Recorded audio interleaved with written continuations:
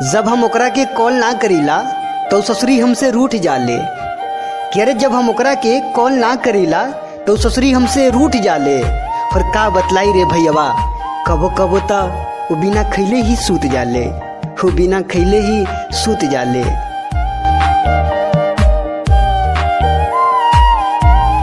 जितना प्यार हम तोहरा से कैले रही ना, कि जितना प्यार हम तोहरा से कैले रही ना, उतना प्यार तो हम अब केहू और से कर रहल बानी। देखा आज हम केहू और पर ही मर रहल बानी, केहू और पर ही